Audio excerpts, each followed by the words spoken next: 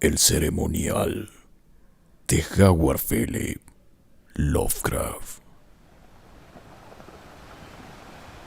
Efficient daemones, ut quae non sum, sectamen quasi sin, conspicianda hominibus expiveam lactantio.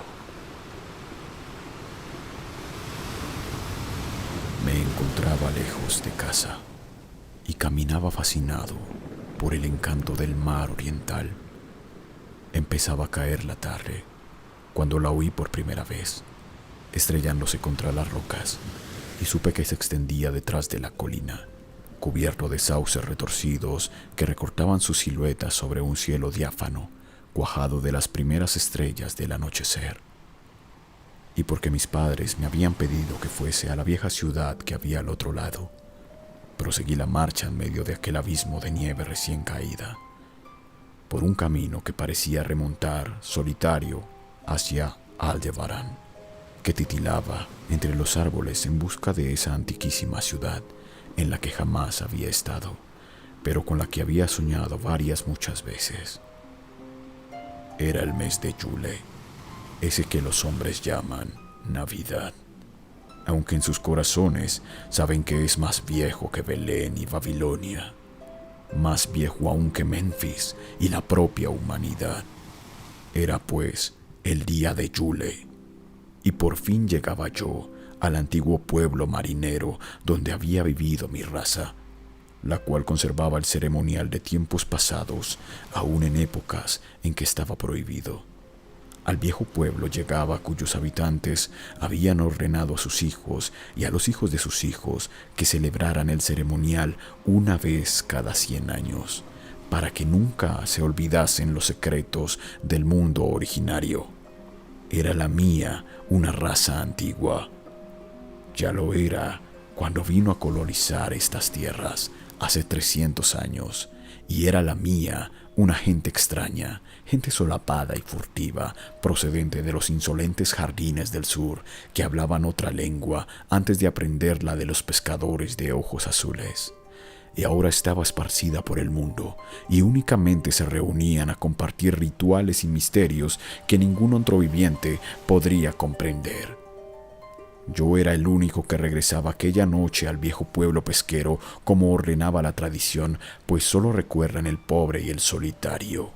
Después, al coronar la cuesta del monte, dominé la vista de Kingsport, adormecido en el frío del anochecer, nevado con sus vetustas veletas, sus campanarios, sus tejados y chimeneas, los muelles, los puentes, los sauces y cementerios, los interminables laberintos de calles abruptas, estrechas y retorcidas, serpenteaban hasta lo alto de la colina donde se alzaba el centro de la ciudad, coronado por una vertiginosa torre central que el tiempo parecía no haber osado mancillar.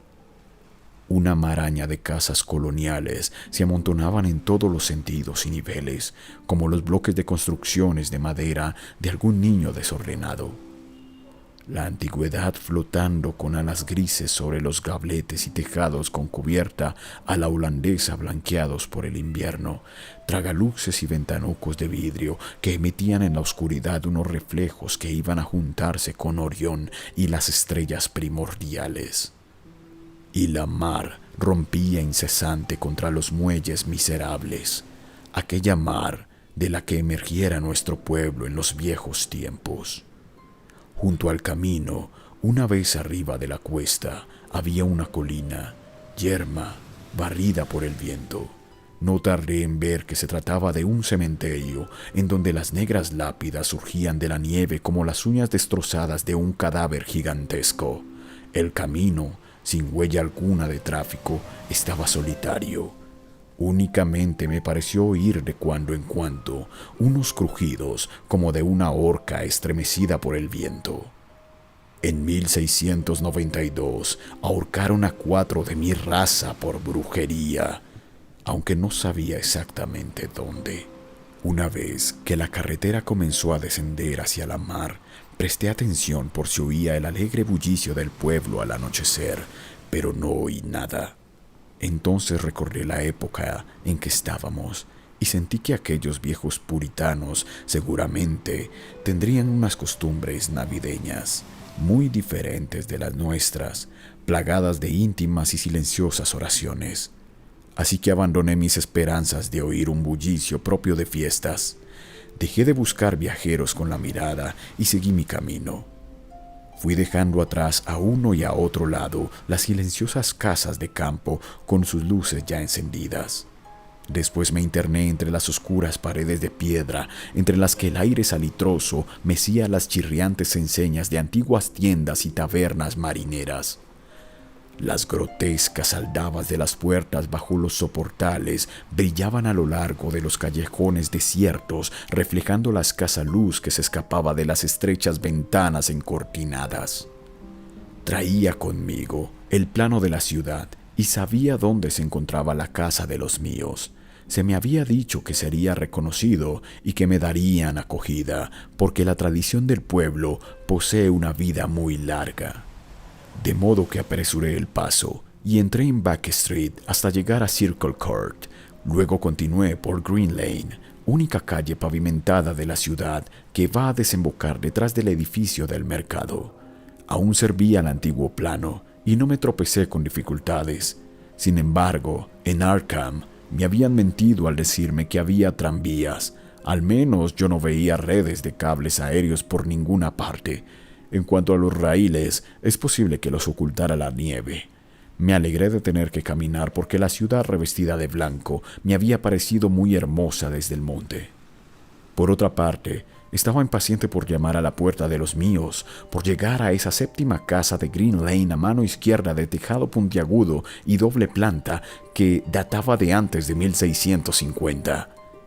Había luces en el interior, y por lo que pude apreciar a través de la vidriera de rombos de la ventana, todo se conservaba tal y como debió ser en aquellos tiempos. El piso superior se inclinaba por encima del estrecho callejón invadido de hierba y casi tocaba el edificio de enfrente, que también se inclinaba peligrosamente, formando casi un túnel por donde caminaba yo. Los peldaños del umbral estaban enteramente limpios de nieve. No había aceras y muchas casas tenían la puerta muy por encima del nivel de la calle, llegándose hasta ella por un doble tramo de escaleras con barandilla de hierro. Era un escenario verdaderamente singular. Acaso me pareció tan extraño por ser yo extranjero en Nueva Inglaterra, pero me gustaba, y aún me hubiera resultado más encantador si hubiera visto pisadas en la nieve, gentes en la calle y alguna ventana con las cortinillas descorridas. Al dar los golpes con aquella vieja aldaba de hierro, me sentí preso de una alarma repentina. Se despertó en mí cierto temor que fue tomando conciencia, debido tal vez a la rareza de mi estirpe, al frío de la noche o al silencio impresionante de la vieja ciudad de costumbres extrañas. Y cuando en respuesta a mi llamada se abrió la puerta con un chirrido quejumbroso, me estremecí de verdad, ya que no había oído pasos en el interior, pero el susto pasó enseguida. El anciano que me atendió, vestido con traje de calle y en zapatillas, tenía un rostro afable que me ayudó a recuperar mi seguridad, y aunque me dio a entender por señas que era mudo, escribió con un punzón en una tablilla de cera que traía una curiosa y antigua frase de bienvenida. Me señaló con un gesto una sala baja iluminada por el resplandor de las velas, con enormes vigas de madera y recio y escaso mobiliario del siglo XVII. Aquí, el pasado parecía cobrar vida, ya que todos sus atributos estaban presentes. Me llamaron la atención la chimenea, la campana cavernosa y una rueca sobre la que una vieja, ataviada con ropas holgadas y bonete de paño, de espaldas a mí, se inclinaba hilando silenciosa a pesar de la festividad del día. Reinaba una humedad indefinida en la estancia, y por ello me extrañó que no tuvieran fuego encendido. Había un banco de alto respaldo colocado de cara a la fila de ventanas entrecortinadas de la izquierda, y me pareció que había alguien sentado en él, aunque no estaba seguro. No me gustaba nada de lo que veía allí y nuevamente sentí temor. y mi temor fue en aumento porque cuando más miraba el rostro suave de aquel anciano, más repugnante me parecía su suavidad. No pestañeaba y su color era demasiado parecido al de la cera. Por último, llegué a la plena convicción de que aquello no era un rostro, sino una máscara confeccionada con diabólica habilidad. Entonces sus flojas manos, curiosamente enguantadas, escribieron con pasmosa soltura en la tablilla, informándome que debía esperar un rato antes de ser conducido al sitio donde se celebraría el ceremonial. Me señaló una silla, una mesa, un montón de libros y salió de la estancia. Al echar mano de los libros, vi que se trataba de los volúmenes muy antiguos y mohosos. Entre ellos estaban el viejo tratado sobre las maravillas de la naturaleza de Morrister, el terrible Saducimus Triumphatus de Joseph Glanville, publicado en 1681, la espantosa Daemonotatreia de Remigius, impresa en 1595 en Lyon, y el peor de todos, el incalificable Necronomicon del loco Abdul al-Sarret, en la excomulgada traducción latina de Olasius Wormius. Era este un libro que jamás había tenido en mis manos, pero del cual había oído decir cosas monstruosas. Nadie me dirigió la palabra. Lo único que turbaba el silencio eran los aullidos del viento del exterior y el girar de la rueca, mientras la vieja seguía con su silencioso hilar. Tanto la estancia como aquella gente y aquellos libros me daban una extraña impresión de morbosidad e inquietud, pero, puesto que se trataba de una antigua tradición de mis antepasados, en virtud de la cual me había convocado para tan extraña conmemoración, pensé que debía esperarme las cosas más peregrinas. Así que intenté centrarme en la lectura y pronto me encontré temblorosamente absorto en algo que había encontrado en ese maldito Necronomicon. Se trataba de un pensamiento y una leyenda demasiado espantosa para la razón y la conciencia. Luego experimenté un sobresalto al oír que se cerraba una de las ventanas situadas delante del banco del alto respaldo. Parecía como si la hubiesen abierto furtivamente. A continuación se oyó un rumor que no provenía de la rueca. Sin embargo, no pude distinguirlo bien porque la vieja trabajaba afanosamente y justo en aquel momento el vetusto reloj se puso a tocar. Después, la idea de que había personas en el banco se me fue de la cabeza y me sumí en la lectura hasta que regresó el anciano.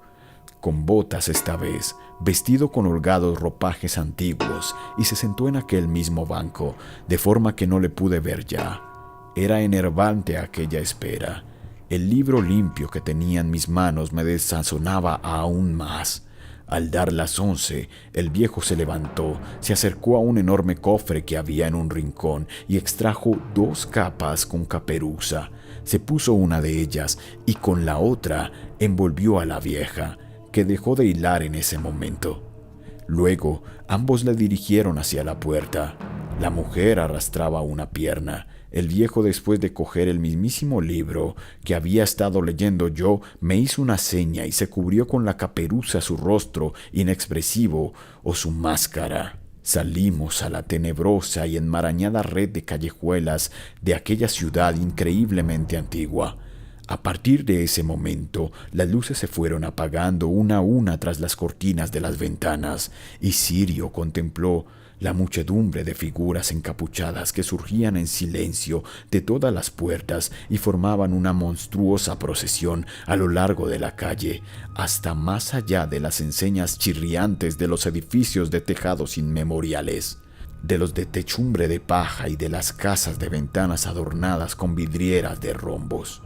La procesión fue recorriendo callejones empinados cuyas casas leprosas se recostaban una contra otras o se derrumbaban juntas, y atravesó plazas y atrios de iglesias, y los faroles de las multitudes compusieron constelaciones vertiginosas y fantásticas.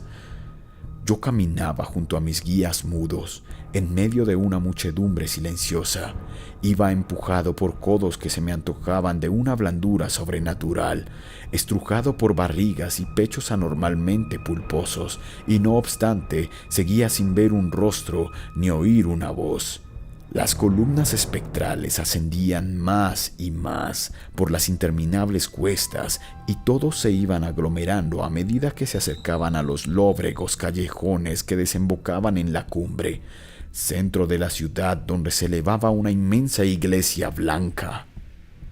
Ya la había visto antes, desde lo alto del camino, cuando me detuve a contemplar Kingsport en las últimas luces del atardecer, y me estremecí al imaginar que Aldebarán había temblado un instante por encima de su torre fantasmal. Había un espacio despejado alrededor de la iglesia. En parte era cementerio parroquial y en parte plaza medio pavimentada, flanqueada por unas casas arcaicas y leprosas, de puntiagudos tejados y aleros vacilantes, donde el viento azotaba y barría la nieve. Los fuegos fatuos danzaban por encima de las tumbas, revelando un espeluznante espectáculo sin sombras. Más allá del cementerio, donde ya no había casas, pude contemplar de nuevo el parpadeo de las estrellas sobre el puerto. El pueblo era invisible en la oscuridad. Solo de vez en cuando algún farol rezagado se veía oscilar por las serpenteantes callejas, delatando a algún retrasado que corría para alcanzar a la multitud que ahora entraba silenciosa en el templo. Esperé a que terminaran todos de cruzar el pórtico para que acabaran así los empujones. El viejo me tiró de la manga, pero yo estaba decidido a entrar el último. Cruzamos el umbral y nos adentramos en el templo rebosante y oscuro.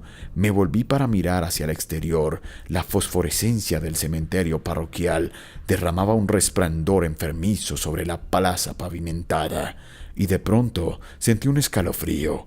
Aunque el viento había barrido la nieve, aún quedaban rodales sobre el mismo camino que conducía al pórtico, y sobre aquella nieve, para asombro mío, no descubrí ni una sola huella de pies, ni siquiera de los míos. La iglesia apenas resultaba iluminada, a pesar de todas las luces que habían entrado, porque la mayor parte de la multitud había desaparecido. Todos se dirigían por las naves laterales, sorteando los bancos hacia una abertura que había en el pie del púlpito, y se deslizaban por ella sin hacer el menor ruido. Les seguí enmudecido. Me metí en la abertura y comencé a bajar por los gastados peldaños que conducían a una cripta oscura y sofocante. La cola sinuosa de la procesión era enorme. Al verlos a todos rebullendo en el interior de aquel sepulcro venerable, me pareció horrible de verdad. Entonces me di cuenta de que el suelo de la cripta tenía otra abertura por la que también se deslizaba la multitud, y un momento después nos encontrábamos todos descendiendo por una escalera abominable, por una estrecha escalera de caracol húmeda, impregnada de un color muy peculiar que se enroscaba interminablemente en las entrañas de la tierra, entre muros de chorreantes bloques de piedra y yeso desintegrado. Era un descenso silencioso y horrible. Al cabo de muchísimo tiempo, observé que los peldaños ya no eran de piedra y argamasa, sino que estaban tallados en la roca viva. Lo que más me asombraba era que los miles de pies no produjeran ruido ni eco alguno. Después de un descenso que duró una eternidad, vi unos pasadizos laterales o túneles que, desde ignorados nichos de tinieblas, conducían a este misterioso pozo de tinieblas. Pronto se hicieron demasiado numerosos como impías catacumbas cargadas de innombrables amenazas, y el acre olor a descomposición que despedían fue aumentando hasta hacerse completamente insoportable. Seguramente habíamos bajado hasta la base de la montaña, y quizá estábamos por debajo incluso del nivel de Kingsport. Me asustaba pensar en la antigüedad de aquella población infestada, socavada y por aquellos subterráneos corrompidos. Entonces vi el resplandor desvaído de una luz desmayada y oí el murmullo insidioso de las aguas tenebrosas. Sentí un nuevo escalofrío. No me gustaban las cosas que estaban sucediendo aquella noche y deseé amargamente que ningún antepasado mío hubiera exigido mi asistencia a un rito de ese género. En el momento en el que los peldaños y los pasadizos se hicieron más amplios, hice otro descubrimiento. Percibí el doliente acento burlesco de una flauta y súbitamente se extendió ante mí el paisaje limitado de un mundo interior, una inmensa costa fungosa, iluminada por una columna de fuego verde y bañada por un vasto río oleaginoso que manaba de unos abismos espantosos, insospechados, y corría a unirse con las cismas negras del océano inmemorial. Desfallecido, con la respiración agitada, contemplé aquel averno profano de leproso resplandor y aguas mucilaginosas. La muchedumbre encapuchada formó un semicírculo alrededor de la columna de fuego. Era el rito del invierno, más antiguo que el género humano y destinado a sobrevivirle. El rito primordial que prometía solsticio y primavera después de las nieves. El rito del fuego, del eterno verdor, de la luz y de la música. Y en aquella gruta Estigia vi cómo todos ejecutaban el rito y adoraban a la nauseabunda columna de fuego y arrojaban al agua puñados de viscosa vegetación que resplandecía con una fosforescencia pálida y verdosa. Y vi también, fuera del alcance de la luz, un bulto amorfo, achaparrado, que tocaba la flauta de modo repugnante, y mientras tañía la criatura monstruosa, me pareció oír también unas notas apagadas en la fétida oscuridad donde nada podía ver, pero lo que más me llenaba de espanto era la columna de fuego, esa columna que emergía como un volcán de las negras profundidades, que no arrojaba sombras como una llama normal y bañaba las rocas salitrosas de un verdor sucio y venenoso. Toda aquella hirviente combustión no producía calor, sino únicamente la viscosidad de la muerte y la corrupción. El hombre que me había guiado se escurrió ahora hasta colocarse junto a la horrible llama y ejecutó unos rígidos ademanes rituales hacia el semicírculo que le miraba. En determinados momentos del ceremonial, los asistentes rindieron homenaje al acatamiento, especialmente cuando levantó por encima de su cabeza aquel detestable Necronomicon que llevaba consigo. Yo también tomé parte en todas las reverencias, puesto que había sido convocado a esta ceremonia de acuerdo con los escritos de mis antecesores. Después, el viejo hizo una señal al que tocaba la flauta en la oscuridad. Este cambió su débil zumbido por un tono más audible, provocando con ello un horror inimaginable e inesperado. Faltó poco para que me desplomara sobre el limo de la tierra, traspasado por un espanto que no provenía de este mundo ni de ninguno, sino de los espacios enloquecedores que se abren entre las estrellas. En la negrura inconcebible, más allá del resplandor gangrenoso de la fría llama, en las tartáreas regiones a través de las cuales se retorcía aquel río oleaginoso, extraño, insospechado, apareció danzando rítmicamente una horda de mansos híbridos seres alados que ningún ojo, ningún cerebro en su sano juicio ha podido contemplar jamás. No eran cuervos, ni topos, ni bujarros, ni hormigas, ni vampiros, ni seres humanos en descomposición. Eran algo que no puedo y no debo recordar. Daban saltos blandos y torpes, impulsándose a medias con sus pies palmeados y a medias con sus alas membranosas. Y cuando llegaron hasta la muchedumbre de celebrantes, las figuras encapuchadas se agarraron a ellos, montaron a horcajadas y se alejaron cabalgando. Uno tras otro a lo largo de aquel río tenebroso hacia unos pozos y galerías donde venenosos manantiales alimentan el caudal tumultuoso y horrible de las negras cataratas. La vieja hilandera se había marchado con los demás y el viejo se había quedado porque yo me negué a cabalgar sobre una de aquellas bestias como los otros. El flautista amorfo había desaparecido, pero dos de aquellas bestias permanecían allí pacientemente. Al resistirme a cabalgar, el viejo sacó un punzón y su tablilla, y me comunicó por escrito que él era el verdadero delegado de aquellos antepasados míos que habían fundado el culto al invierno en este mismo venerable lugar, que había sido decretado que yo volviera allí y que faltaban por celebrarse los misterios más recónditos.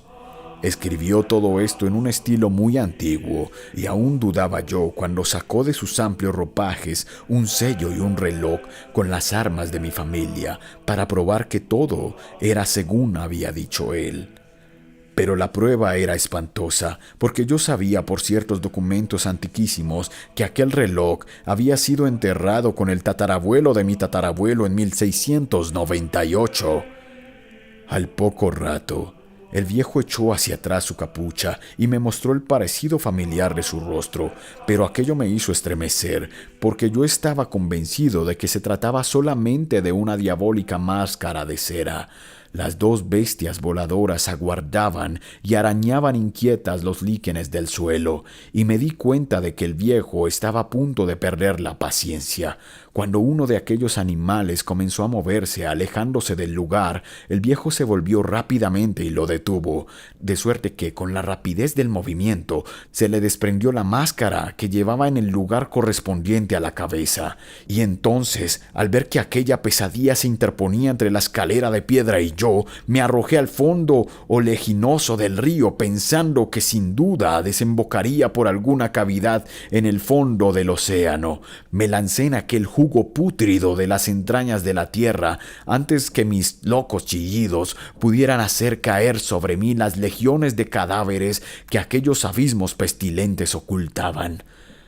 En el hospital me dijeron que me habían encontrado en el puerto de Kingsport, medio helado al amanecer, aferrado a un madero providencial. Me dijeron que la noche anterior me había extraviado por los acantilados de Orangeport, cosa que habían deducido por las huellas que encontraron en la nieve. No hice ningún comentario. Mi cabeza era un caos. Nada encajaba con mi experiencia de la noche anterior. Los ventanales del hospital se abrían a un panorama de tejados de los que apenas uno de cada 5 podía considerarse antiguo. Las calles vibraban con el estrépito de tranvías y automóviles. Me insistieron en que esto era Kingsport, cosa que yo no pude negar. Al verme caer en un estado de delirio, cuando me enteré de que el hospital se encontraba cerca del cementerio parroquial del Central Hill, me trasladaron al hospital de St. Mary de Arkham, donde me atenderían mejor. Me gustó, en efecto, porque los médicos eran de mentalidad más abierta y aún me ayudaron, ya que gracias a su influencia pude conseguir un ejemplar del censurable Necronomicon de Alzaret, celosamente guardado en la biblioteca de la Universidad del Miskatonic.